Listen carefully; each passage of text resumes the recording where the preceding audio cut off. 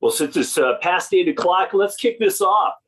Good morning, everybody. My name is Jeff Tollefson. I have the privilege of serving as the president of the Minnesota Technology Association.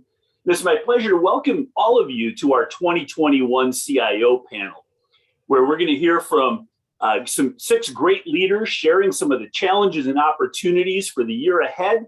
We're going to learn about talent, the important role of automation, AI, and so many other things related to digital transformation. We're unfortunately having to meet by Zoom and continue our course of virtual events. And as I walked out to get the paper this morning and slipped a little bit on the driveway, I was reminded how convenient it is to leverage technology in this way. So glad you could join us with a cup of coffee from the comfort of your desktop this morning. We're going to have a chance to ask questions of all the panelists in the 3 different breakout sessions that will follow at the end of this session. So save your questions for later, but please utilize your chat for comments or anything else that you'd like to do while you're listening to these presentations. But before we kick off, I want to thank our sponsors that are making this morning's event possible. As we all know, technology, digital transformations is a team sport, and we really rely on our technology partners to make this happen. So if we can bring up the list of our sponsors today, starting with our presenting sponsors, Click and Comcast Business, our silver sponsor, Digineer, and our bronze sponsors, Appian, Crossfuse, and IDA Ireland. Thank you so much for making this possible. But I want to kick it off by introducing Wolf Lewis from Comcast that will share a little bit about his organization, and take it away, Wolf. Excellent. Good morning. Thank you, Jeff. We're proud to sponsor the Mintech CIO panel for the last several years. Comcast Business is a long-standing member of Mintech and has many strong ties within the organization. If you're not yet familiar with Comcast Business, I'd like to just take a moment to introduce you to the fastest growing segment within the Comcast corporate portfolio. Whether businesses are looking to connect with customers via the internet, use advanced cloud services, or link multi-site operations on a secure private network, Comcast Business is your partner for connectivity.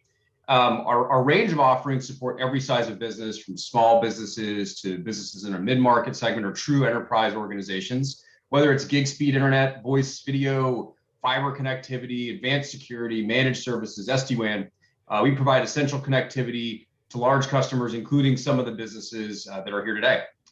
Everyone at this meeting understands that reliability and continuity are imperative to businesses, and that's never been more true than in the last couple of years.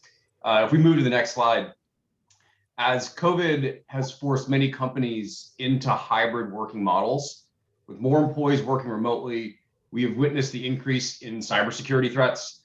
And Comcast Business, in addition to offering fantastic connectivity, offers a robust suite of secure network solutions to help protect your business across all of your endpoints and mitigate your risk to evolving threats. That's really it for me this morning. Thank you for the opportunity to share a bit of the Comcast Business story, and I look forward to working with many of you. Jeff, back to you. Thank you, Wolf, and thank you, Comcast.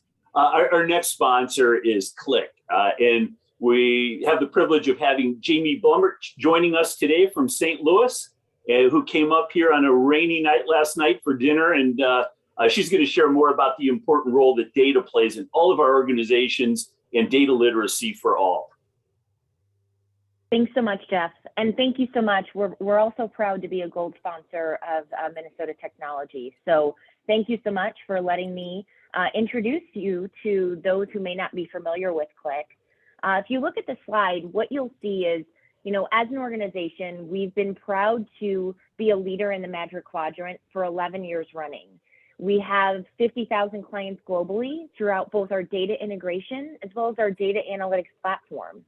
And really what we see in our value chain and what we call our analytics data pipeline is we always know the first step. When you think of data, you have to free it from its silos, move that data in real time to where you need it to be. The second is, for users, they need to be able to easily find their data. We do that through a governed catalog that's kind of an Amazon-like shopping experience for them to easily find what they need. But then we understand some of the challenges around organizations and users being able to understand their data. We see this as data literacy. We see this as augmented intelligence, which is combining both human intuition as well as machine learning to ultimately help that user really at the end take action on their data and help them make data-driven decisions. If you go to the next slide, what you'll see is by leveraging this value chain and moving this through the analytics data pipeline, we're moving from traditional BI to ultimately going to the next level and helping organizations achieve a state of what we call active intelligence. We'd love to share our journey and how we see organizations achieving this state. So hopefully to talk to many of you soon. Thanks so much. No, thank you, Jamie, and thank you to the whole Click organization. And now it's my pleasure to introduce Dee Thibodeau. Dee is the ultimate connector in our tech ecosystem, the CEO of Charter Solutions, and a longtime board member of the Minnesota Technology Association. And Dee is going to kick off our panel today by introducing our panelists. So take it away, Dee. Thanks, Jeff. This is going to be an absolute fantastic group today. You have 6 people that are going to be really, really great about telling what's going to happen in 2022, which I can't wait to find out. We've got from Cambria, Ben Davis. We've got Centricare, Amy Porwell. We've got from Thrivent, Chris Chapman. From Health Partners, Sue Knutson. From 3M, Sean Brown. And from Cargill, Kim Skansen. And what a group that are going to be giving us great advice of what's going to be happening. Each of them are only going to speak for 7 minutes. And so please hold your questions until later with the breakout room. Then they'll be able to answer and you'll be able to decide where you want to go and they will answer your questions. So let's get started with our very first person, who is Ben Davis. He's the EVP and Chief Digital Officer at Cambria by the year 2015, where he has overseen a transformation allowing Cambria to generate more and higher quality products at a lower price. He has transformed Cambria's digital capabilities into a customer-centric and scalable operation that uses automation and data to serve the company's growth. Ben's career includes service as an operations executive for multiple born-in-the-cloud startup businesses. He has delivered data and content systems to customers on 6 different continents. Ben began his career working for the Department of Veteran Affairs. He holds a BS degree in Business Computer Information Systems from St. Cloud University. And Ben's fun fact, which I really like, Ben started his career in a chicken barn. His father told him if he started working with manure, his career couldn't do anything but go up. I can't wait to meet your father someday, Ben. Sounds like a great person. He's a very charismatic guy, and he taught me about work ethic. He was a insurance man who owned his own business, and I learned how to serve customers from my father because I listened to him on the phone with his customers almost every day. So thanks for having me this morning, Dee, and Jeff, thanks for having me. I'm glad to be here to present to this crew today as part of MinTech. If you could advance the slide, please, we can talk about how automation is going to impact what happens next with IT in 2022. The Great Resignation is forcing us all to take a look at how we're responding to people making changes in their career due to the pandemic, due to what's happening in the market. And I gathered some information from Harvard Business Review this week to identify some statistics about what's happening specifically in the Great Resignation. You can see them here. I won't read them to you, but note that we've got multiple avenues that we can consider as IT leaders in responding to the Great Resignation and as business executives in responding to the Great Resignation. We can hire. I've been in this type of a role for 26 years in technology, and this is the most difficult and most expensive endeavor of hiring that I've ever seen in my career. I read an article from Gallup, or a study from Gallup, that said the cost of replacement of employees is 1.5 to 2 times the salary. So not only is hiring difficult and time consuming, but it's also a very expensive endeavor. We can look at contracting or offshoring as IT leaders, but we know that supplies are becoming more and more limited there, and the costs of offshoring is increasing. We can look at training, but training takes time, and we're all under pressure to move faster as we respond to the market with digital experiences. So that makes it difficult. So automation is an avenue that I believe we can use to democratize tech delivery, using automation, using low-code solutions. And that will eliminate tasks both in the business and in IT, but it will optimize jobs.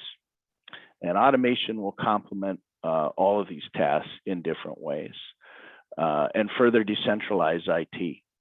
I think transformation is forcing us to become a part of the business. Jeff mentioned it's a team sport this morning. He's absolutely right. I think I've always told my team that they've got an advantage in IT where they're learning the business, but they already know the technology that gives them an upper hand as businesses evolve and the business becomes IT and IT becomes the business.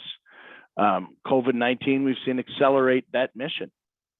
And it's set us up as a trusted business advisor of technology, not as a partner, but as a part of the team.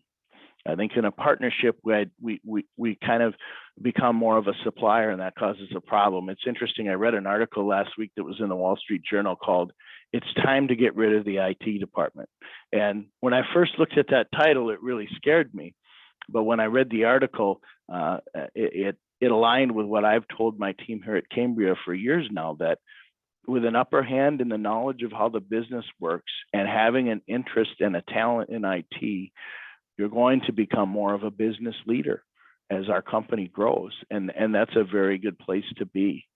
The article identified that when IT is an island, it can't be successful because it's viewed as a supplier, and that suppliers' positioning causes IT to attempt to deliver meaningful metrics that don't resonate. I mean, how many times have we all dealt with that challenge? I'm dealing with it now, where sometimes I'll put together a summary of the success in IT, and it's very difficult for the business to understand it. You've got to spend a lot of time making it a part of what it means to them, so that they understand it better. And it's difficult for them to understand the high cost of IT when they don't understand the business value that's being gained, and that creates confusion for all of us to have to manage. The article identified that when IT is positioned as a partner, it assumes that the departments of the business have the experience and capacity to define upfront what their technology requirements are for 6 to 12 to 18 months. That's a very high expectation for all of us to have.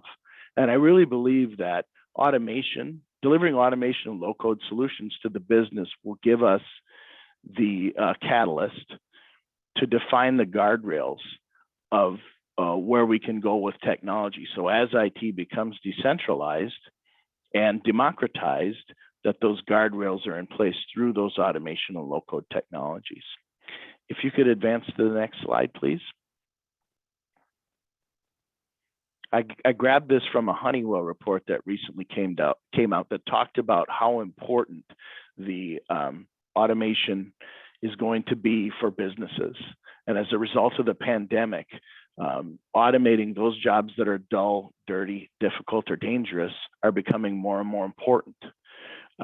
Carrying out work that isn't happening due to a labor shortage requires automation. Eliminating tasks that are dull, dangerous, difficult, or dirty leads to automation. It gives our employees critical thinking opportunities that they didn't have before, so that they can move away from button pushing and into more strategic knowledge worker type roles. The automation also gives us the opportunity to optimize our supply chain so we can get to the market faster. Think of how important that is in this age of purchasing from Amazon and purchasing through a digital means. If you move to slide 4, please. This is a summary that I received from Constellation Research. And it's interesting here when technology experts are asked what would dramatically improve their effectiveness and ROI, the top 2 responses are centered around automation and self-service IT. So we see that that trend is happening, and IT executives are realizing that offering these tools are going to minimize the time and the investment in delivering technology solutions and democratize those solutions throughout the business. If you could move to the next slide, please. And we see that multiple approaches are being carried out in order to supply intelligent automation to the businesses. Another example from Constellation Research. End-to-end RPA is still the leader in delivering automation solutions to businesses that IT executives and businesses are choosing. We use UiPath here at Cambria, but also BPM with AI through tools like ServiceNow, low code with automation with Appian, who's here at the presentation today, as well as KissFlow, which is a product that Cambria uses, gives us the ability to supply automation to our partners in the business. And if you could move to the last slide, please. So the IT executive is becoming more and more engrossed in complexity management and translating that complexity down to the business so that they can consume technology easier. And that means everybody works in IT, regardless whether they're in marketing, they're in manufacturing, they're in finance, and that IT is becoming the business and the business is becoming IT. Thank you very much, Ben. You are finished, correct? Yes, I am. Thank you so much. I really enjoyed that Wall Street Journal article, and it made me think I've got to send it to my team as well. So thanks for reminding us about that. And the Great Resignation, which I guess is not over as yet. So very, very, very good insight on various things. So thank you so much, Ben. My pleasure. Our next speaker is Amy Porwell. She is the SVP and CIO for CentraCare, which is located in St. Cloud, Minnesota. She joined CentraCare in 1994 as a senior programmer analyst and has held various IT leadership positions with CentraCare over the total of the last 20 years. Previously, she worked at IBM developing and leading various IT communication platform technologies. She has a strong background in integrating change management principles alongside technology solutions. She holds a BS degree in Business Computer Information Systems from St. Cloud and a master's degree in healthcare from the University of St. Thomas. And she has a fun fact, and I think we're even going to see it, since Amy's daughter first saw Ratatouille, the movie, back in 2007. They had been making Ratatouille every fall for 14 years. That looks great, Amy. Wow. Well, you take it away. Thanks, Dee. And by the way, it is fabulous. I would recommend it. A lot of work cutting up all the vegetables. My husband would say that's not a meal, so we have to grill chicken to go with it.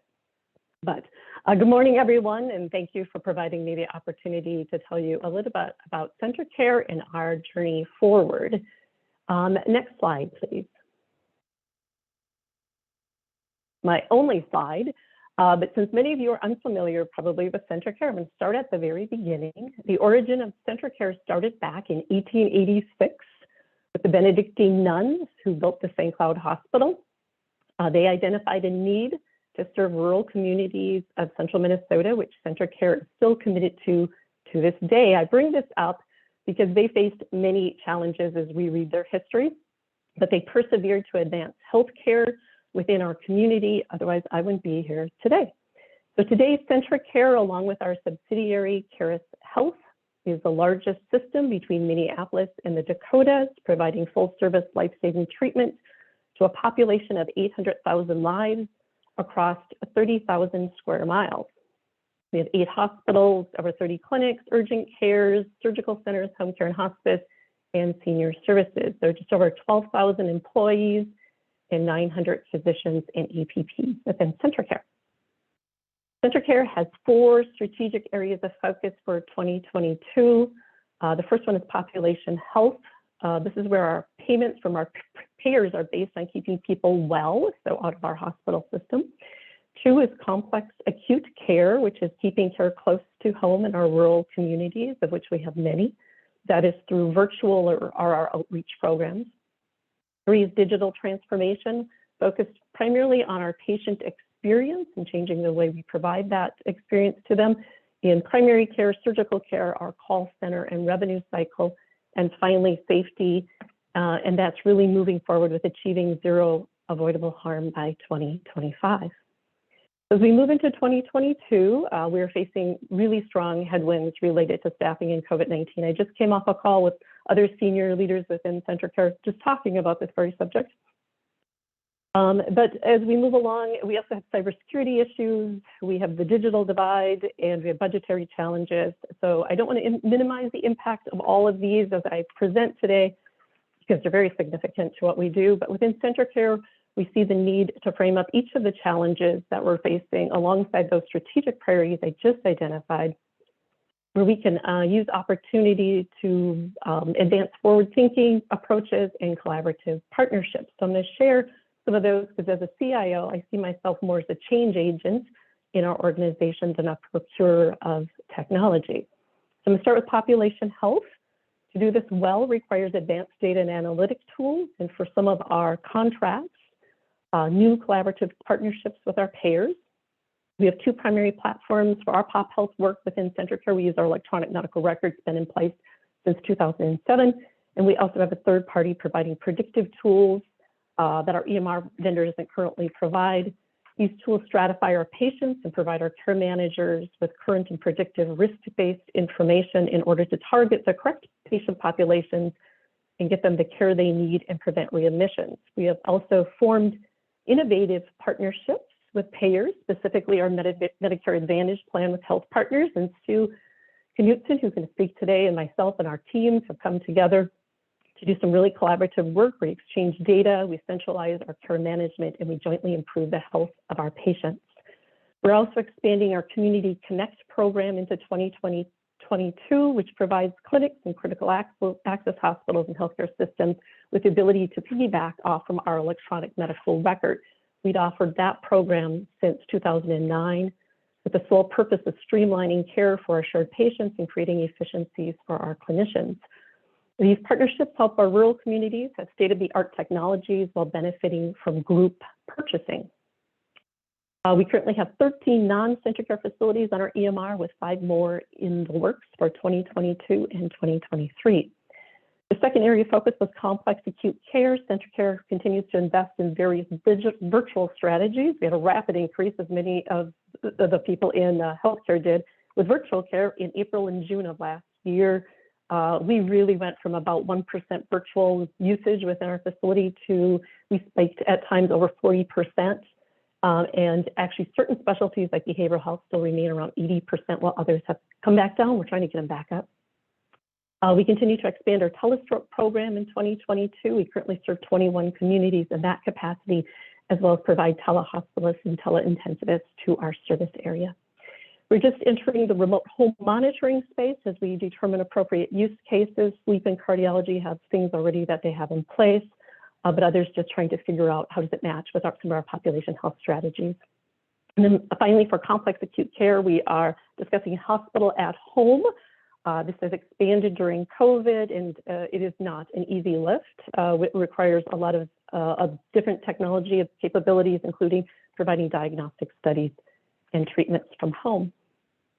Our third strategy was digital transformation, and unlike other transformation, which occurs all the time, this is really taking our technology and changing the way we have done business for decades. And I see this more of a change management lift within our organization, as people are ingrained into how they've always practiced, than more of a technology one. When we look at primary care around our digital transformation, we're introducing things like DAX, which is Dragon Ambient Experience. That's in an exam room, a provider and the patient. It collects all of the information, and it actually transcribes and creates the note as you're sitting there. And through the natural language processing and AI, it can create the note and populate the patient's charts and provide it to you in your patient portal immediately. We're expanding our virtual care options for expansion of online scheduling, and our physicians are doing computer-assisted provider documentation. Our surgical care, we're doing pre and post visits virtually by our APPs, and we're also doing things with their notes so we can turn around their information faster within our charts as well. Revenue cycle, probably one of the heaviest movement in our organization that they've already we're engaged with a vendor doing robotic process automation. So taking some of those tasks like claims eligibility and prior auth, and using AI to augment those and reduce any staff needs at that point. We also engaged with PFE to do patient financial engagement within our organization. Our call center is looking at doing an IVR, and that'll allow us to offload work there and do self-service triaging, et cetera. And our final strategy was safety, and we're going to be restructuring our data analytics, strengthening our data and program governance, and more portions of our on-prem EDW we're moving to the cloud. So I just have one final thing to mention, and someone once told me there are 3 institutions that are most adverse to change. They're organized religion, academia, and healthcare. And I don't know about the other 2, but I believe healthcare has finally turned the corner. And if we learned one thing from COVID, we can be agile and adapt. Thank you, Amy. You are so right. I really had a chuckle at that, but that is so true. That was very interesting, the digital transformation for patients. I think that transferring information right in the office was very, very interesting. So thank you so much. Really appreciate it. Our next speaker is Chris Chapman, who is the SVP and CIO for the commercial portfolio at Thrivent. In his role, Chris is accountable for all aspects of technology supporting Thrivent's commercial business as well as the broader enterprise strategy. His focus is on driving digital business transformation to help clients achieve financial clarity, enabling lives of meaning and gratitude. Before joining Thrivent in 2021, Chris has held leadership positions at TCF, Target Corporation, Allianz, Best Buy, and Capgemini, Ernst & Young.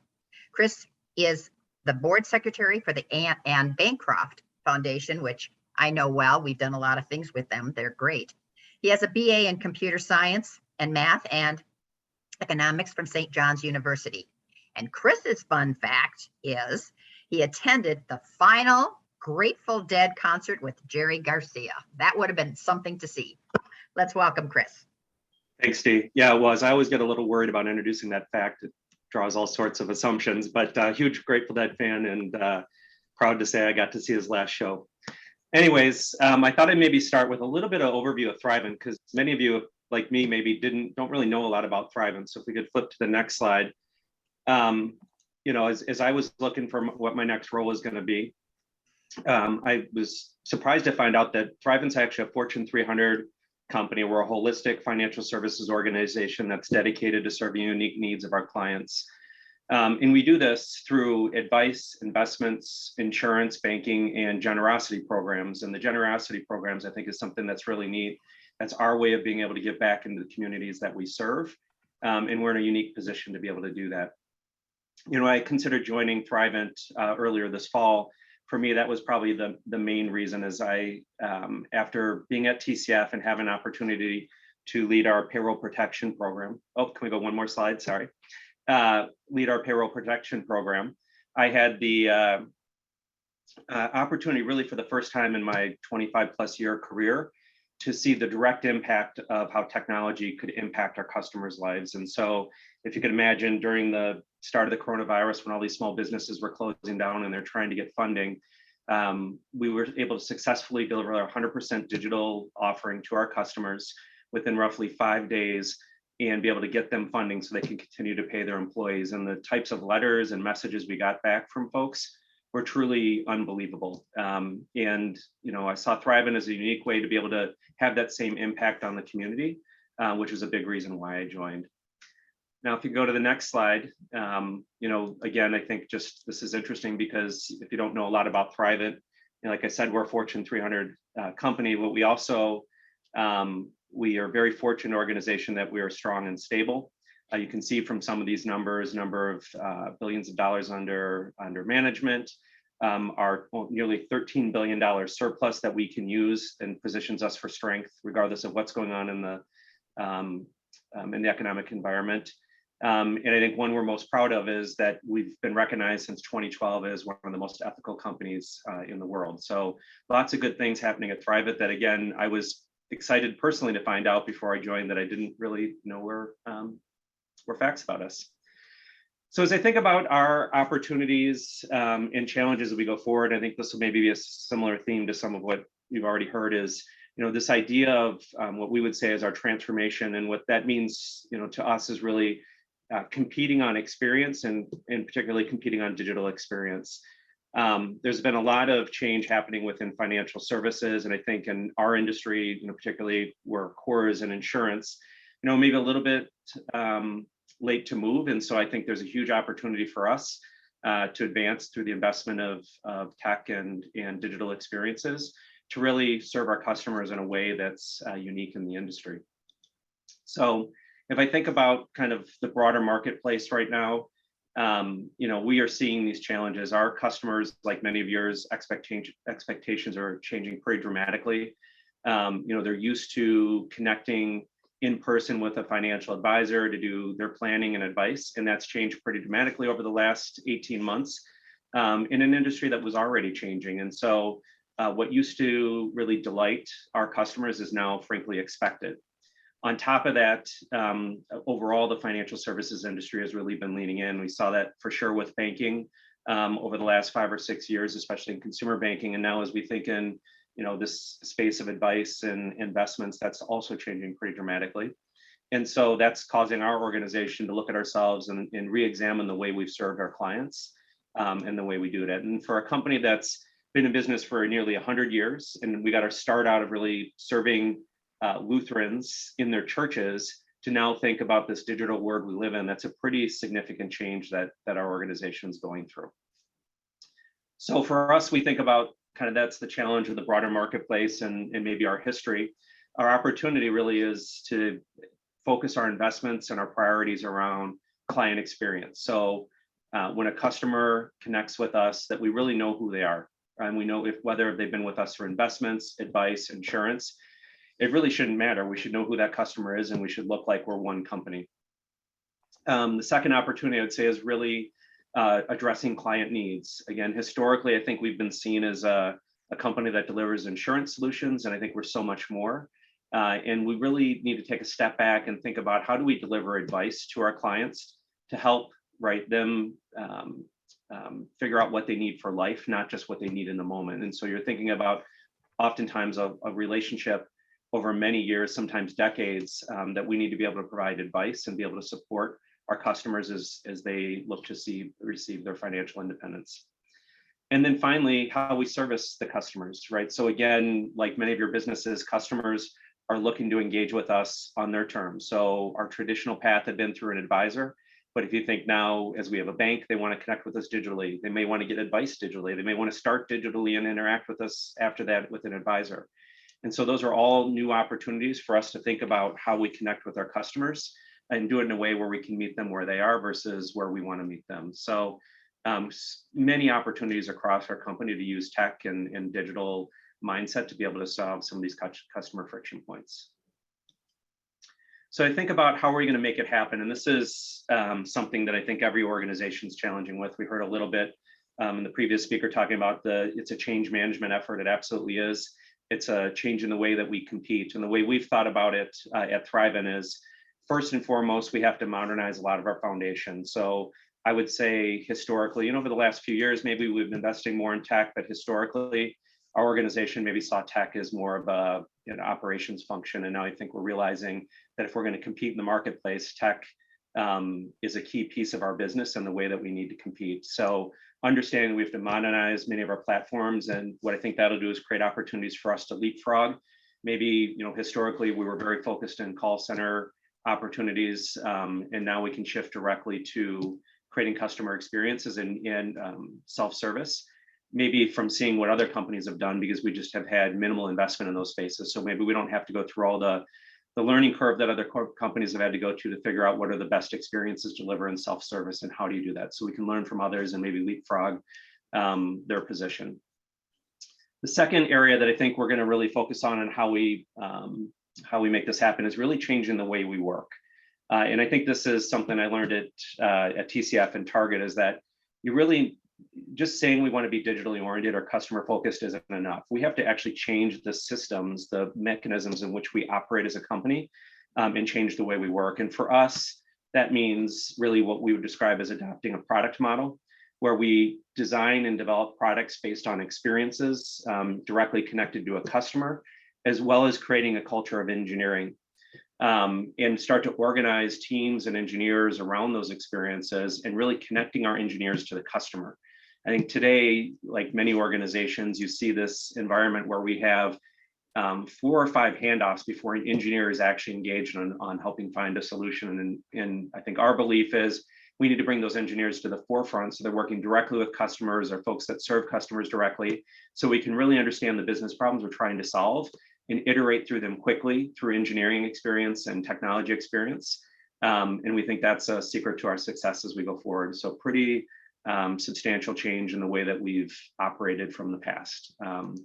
And so knowing that we have to change the way we work is going to take some time and investment on our part.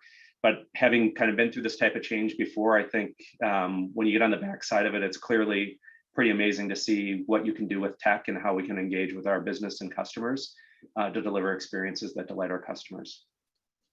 And finally, really is around building our team. Again, we've, I think, got a great team of folks that really understand the financial services industry and are very dedicated to Thrivent and the members that we serve. And I think what we would say is we're looking at, we have to add to that level of expertise and add much more engineering competency within the organization.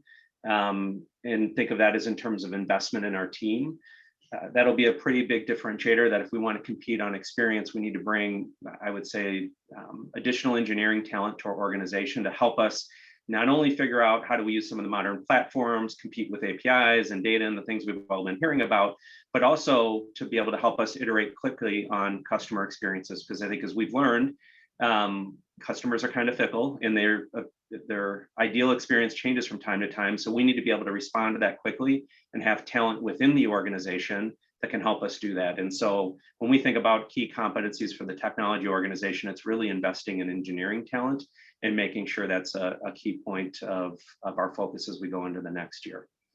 While none of this will be easy, I will tell you, there's lots of passion and excitement around this. Last week, we had a virtual offsite with our top 100 executives, and I think folks are really leaning in on how we compete and experience, and know that means we need to change the way we operate. And I think are building thinking about technology in a way that's very different than we have in the past. And I know for our technology team, that's super exciting because we're getting to lean in and really help shape our business strategies. And while that's scary, if we've never done it before, I think what we're finding is it's a great place for the tech team to help Thrivent compete. And I think we're excited to be able to do that. So that's a little bit about our transformation and our challenge and opportunities. And I appreciate the time this morning, and have a great day. Thanks a lot, Chris.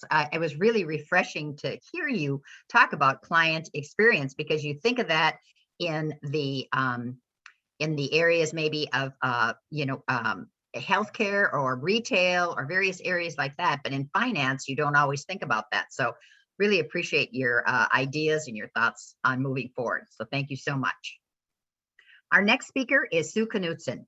She is SVP and Chief Health Engagement and Informatics Officer at Health Partners. Sue provides leadership for Health Partners strategy and execution priorities to ensure members and patients are activated, guided, and supported to pursue better health and more affordable care.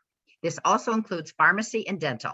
In addition, Sue is responsible for Health Partners' strategic information technology and business intelligence support capabilities to ensure Health Partners' status as an innovation leader in consumer health information, consumer insights, total cost of care, provider payment, product design, employer reporting, health improvement, health and care engagement, and in care delivery. So I'm sure we're going to hear about it. And Sue's fun fact, and I think she's got a photo. She just added a brand new family member, a 9-week-old golden retriever named Ripley, who is absolutely adorable looking. And I love those golden retrievers. Let's welcome Sue. Yeah, thanks so much, Dee. She's a little bigger now, everyone. And that cuteness makes up for a lot of mischievousness. But she's a warm welcome to our family. So thanks for having me today. I'm delighted to be here. First, on the next slide, I just want to give a brief overview of Health Partners. We're a team of 26,000 colleagues delivering health and care financing solutions. We care for patients and members with medical, dental, as well as medication needs, and offer a suite of health and care engagement services that help people live well. So as Dee said, I don't have a typical CIO role here at Health Partners. I have accountability for major areas of our operation, have had a career here in business intelligence and in informatics, and more recently began leading the technology teams, which I think goes to some of what the other speakers have alluded to, this need to really align technology, support and IT with business and process and the people that we're serving. Our key strategies for 2025 and goals are around healthy, high-performing teams, which couldn't be any more critical right now in healthcare, driving best outcomes in health, affordability, and in experience for those that we're serving, and growing and diversifying. We want to spread our mission. So one of the key strategies underneath achieving those goals is digitizing and automating. And before I get into what I see as opportunities and challenges ahead for us as we continue to transform, I just want to acknowledge the pandemic, which many speakers already have done. We've got unprecedented conversion to digital services, even in healthcare. It's digital first has become a way of life, I think, more quickly than any consumer or business could have ever imagined. And we've had to adapt as healthcare organizations. Amy alluded to this as well, to swift waves throughout the pandemic and a pretty hefty wave right now. And that's really stressed our organizations and as well as many other organizations. But as Amy said, we've pivoted, we've learned, and we keep adapting. So on that note, the opportunity and challenges ahead on the next slide are in 5 key areas, and I'll just hit on them briefly to keep us on time. First, I want to, and you can advance to the next slide, rapid adoption of telemedicine and virtual options in healthcare is really something that we transitioned to overnight, technically within about 2 weeks once the pandemic was declared. And like many organizations since that time, we've really focused on transition to more sustainable environments and platforms. And really knowing that telemedicine is here to stay. It's a huge opportunity for real-time synchronous capabilities, asynchronous capabilities, as our hospitals are full, being able to monitor some patients remotely, also providing video specialty visits and ICU monitoring, and also our ongoing virtual care and mobile health options. Technology is really taking a disconnected system that's been in place historically and connecting it. We're also very in tune and doing deliberate work about changing how we do our work. So we are literally moving to agile operating models across the business, really led by IT, which had a history in our area with DevOps, but we've moved to data operations. Other speakers have alluded to the fact that we need to move data in a way that is real time to support our businesses. And we started all this work in our administrative areas and with the pandemic and are now working in agile functions in care delivery as well. In addition to the article about IT and getting rid of the department that was recently published, and I saw that too. There's also, it's a little older, but it's a 2019 Health Affairs article that talks about adopting agile principles in healthcare. And it really cites these 4 value statements that are so true in helping us right now with the transition and the culture change.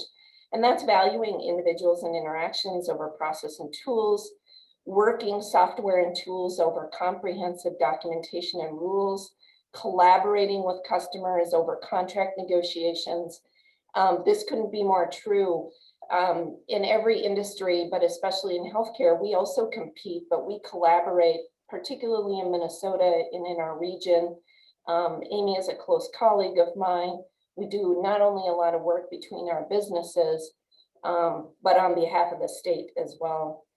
And then responding to change, which I think really goes to that Agile principle. So we're not going to go back to the way we worked before the pandemic. We have to work on sustainable processes because we can't continue the work we've been doing during the pandemic. But as we chart that new path forward, it's important to be flexible and nimble. And we're finding that these Agile teams are really driving really great results, not only for those that we serve and patients and members, but also for our colleagues. We're also working on automation. I won't go into this deeply because I think a previous speaker already covered it, but really not only automating our internal IT workflows to improve velocity and efficiency, but also secondly, focusing on those that serve the business. An example of that is implementing modern softwares and workflows and rule engines that help to automate manual steps. A lot of the low code, I think Ben spoke about democratizing technology. That's definitely on our radar. Another area is interoperability in healthcare, which in many industries like banking and others has been so prevalent. And there's an opportunity. Yes, we have new regulations in healthcare for both care delivery and for health plans, but compliance is just a checkbox. There's a strategic opportunity by planning this well and really delighting consumers with a better user experience, which is sort of the last point here that was also spoken to earlier. But we're really using data-driven designs so that we can delight our consumers, know them, have relatable content for them that they're able to easily take action on.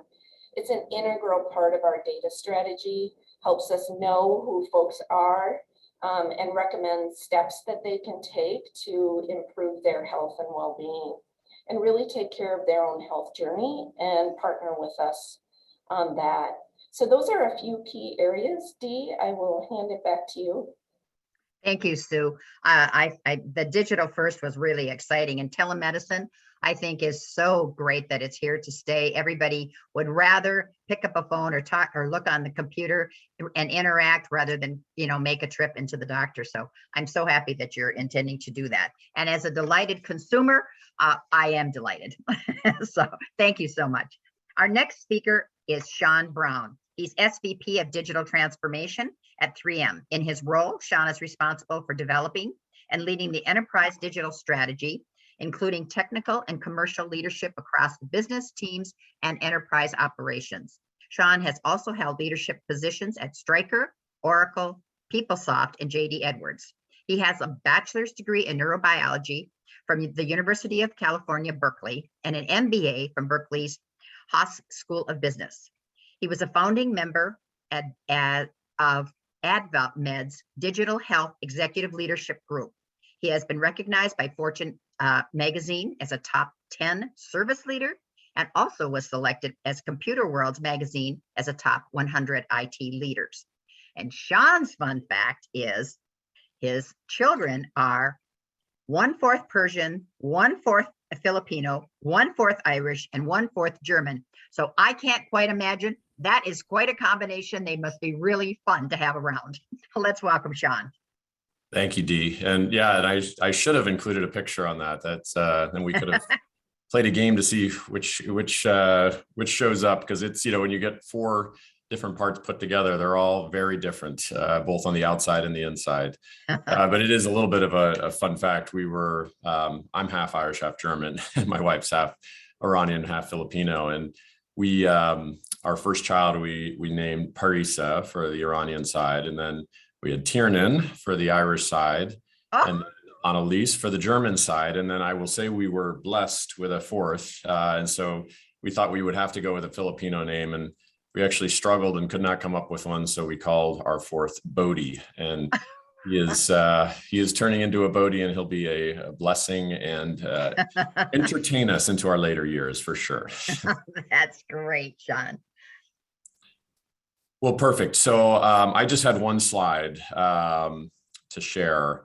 And, first I thought just, a little background, obviously, on 3M.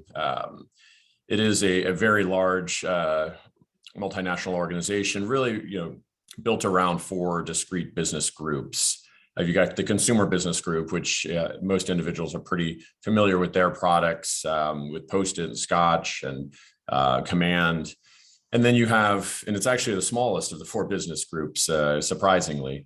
And then you have a very large business group that works a lot of products inside transportation, electronics, another that inside safety and industrial. And then finally, and I love the conversation about healthcare, a very large organization that works in our healthcare business group setting with a pretty diversified set of divisions. And so 3M obviously has been a leader in innovation, a pathfinder of innovation for over a century. And the exciting part is, and there's been a lot of articles written up on it. So innovation is not new for 3M. There are concepts around 15%, where employees would be able to take 15% of their time and invest those into idea spaces. And that really was the power of 3M to generate ideas up through the people. So it's really from taking people, ideas, and then applying science and changing and improving lives everywhere around the globe. So this concept of innovation has been in the DNA of the company since the start. And the real next journey was, how do we take material science and combine that with digital science? And in some cases, those will come together from a physical product and then wrap it with digital technologies. And in some cases, it's just how you will actually interact. So again, I love the comments by Chris and Sue around that customer interaction and how that does change. So for 3M, the most important part, as many companies, was to define digital. I think even the title, as I joined 3M, digital transformation, those are 2 somewhat fuzzy words, put together in a title.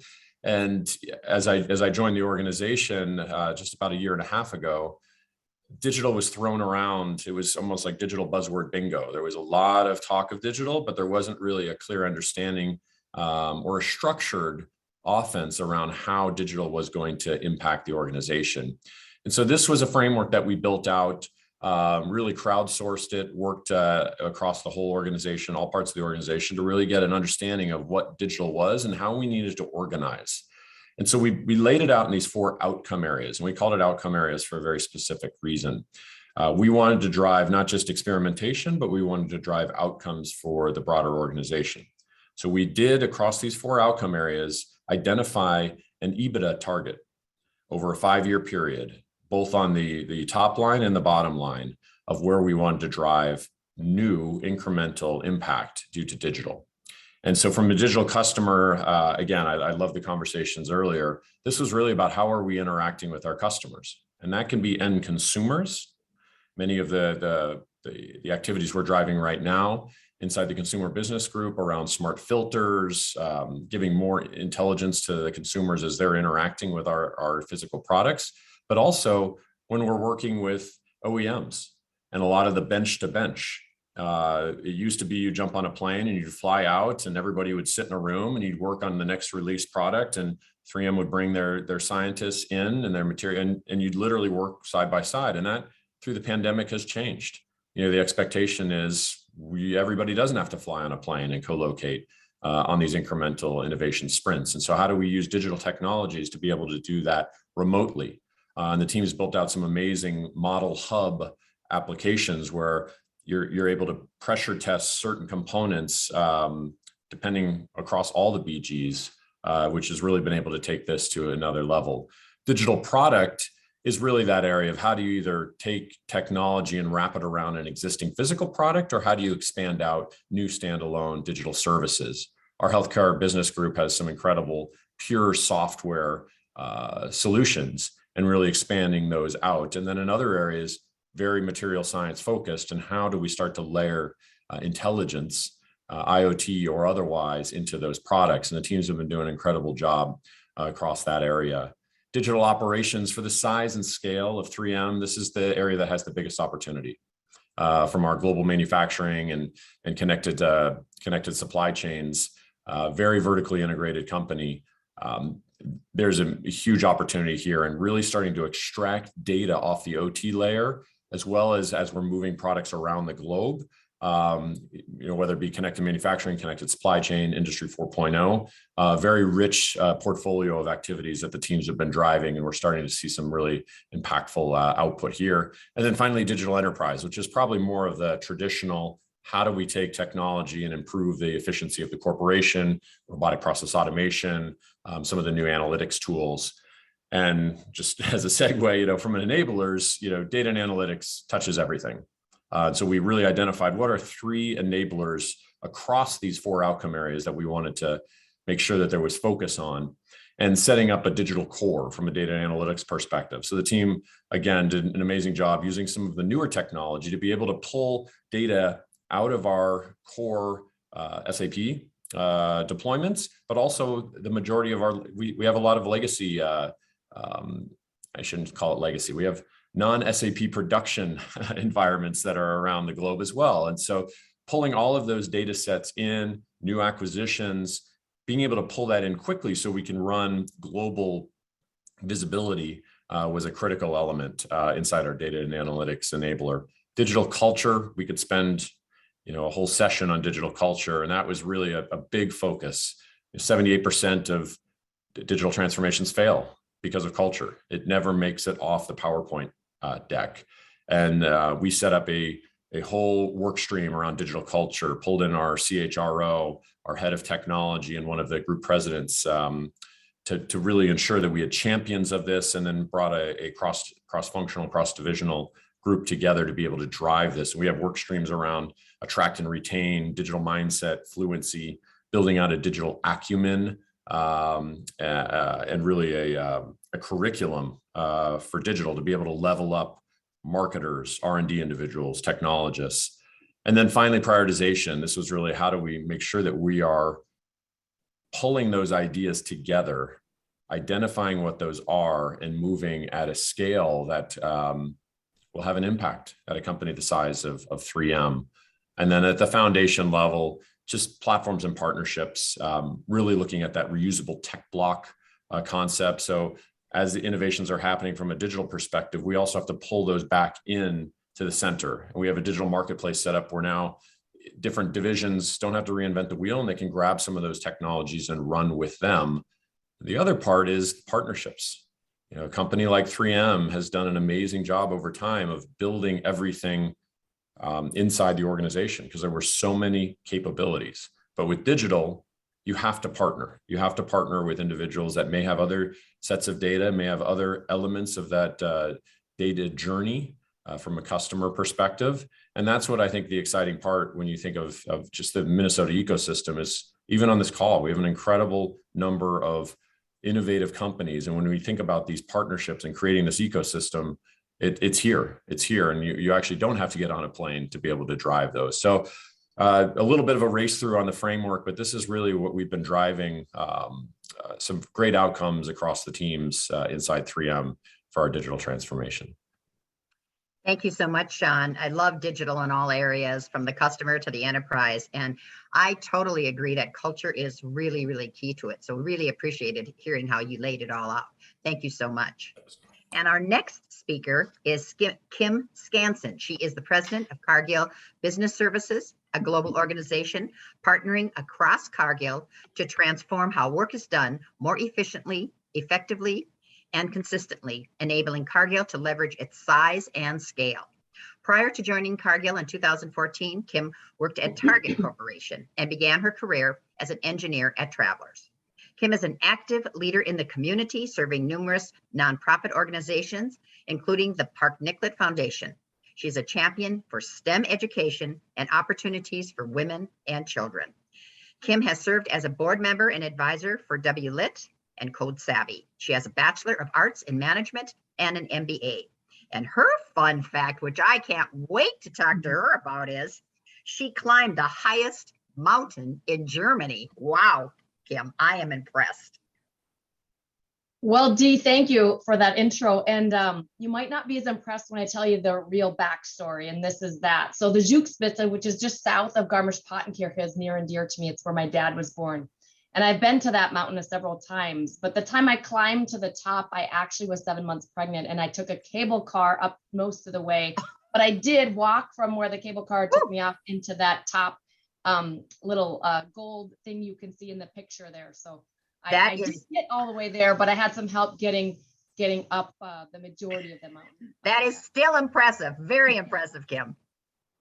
Thanks, Dee. Well, and thanks for everyone for taking time out of your day to be with us. It's always fun to hear stories from other people as we learn and keep a continuous learning mindset. So thank you for doing that. I have 3 points I want to cover today. First is around talent. I was looking to hire a role in Asia recently.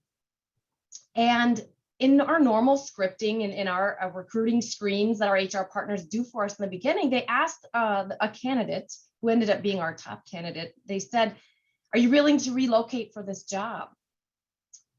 And the candidate said, "No, absolutely not, nor does the market require that I do."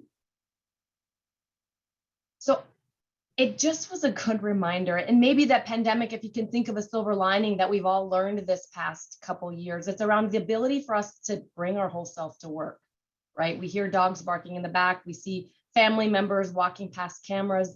It has heightened the importance for all companies to really focus on diversity, equity, and inclusion, and maybe get out of that mindset of how we used to always work. And so for us, in the case of Cargill, we had to rethink of our scripts that we had in terms of our HR screening early on in our candidate process, but we had to think different because otherwise we get disengaged. And the reality is disengagement costs the global economy 8.1 trillion in lost productivity each year. That's 10% of the GDP. So me personally, as having a team across the globe, we have to be thoughtful about how do we stay connected to our team, because what works in one area might not work for another area. And it's not a one size fits all. So I challenge each of you, when you think about this next year or the things coming ahead for you, regardless of the industry the company you represent, get to know the people you work with. Build a flexible environment that you can work within, and build a place where everyone's voice matters. Trust me, talent is so key, and we've got to focus on making sure people feel that value. Second, transformation. I started using the T word, as I call it. I literally remember 15 years ago being on my first probably transformation initiative. And in all honesty, today I'm still leading agendas that drive change. But what kind of bothers me about the T word, no offense to Sean and others before me today who have talked about how they're transforming their organizations, to me, it's a mindset. It's not a to-do, because you're never done transforming. At Cargill, I lead our shared services organization, and for a 155-year-old plus company that has worked in silos for so long, that didn't work in a common way, work very federated, we've had to try to pull our organization and the culture of Cargill to work different. We were using that T word, transforming, but we've built a culture of empowerment in our shared services organization, a continuous improvement mindset, so that we aren't trying to race through the to-do of the year or the quarter or the, however you're tracking your progress against your business plans, but really it's a mindset shift. And so my advice to all of you is maybe don't overuse that T word, but make sure that you've built the culture where transformation is just the way you work, right? You're just thinking about how you're continually trying to get better and striving for the next new and better way of working. It drives innovation. And honestly, I can tell you from my experience that it builds a culture where people feel like their voice matters. And I think at the end of the day, tying back to talent, that's so important. Last Saturday night, I had a pretty deep conversation with my middle son. He's almost 18.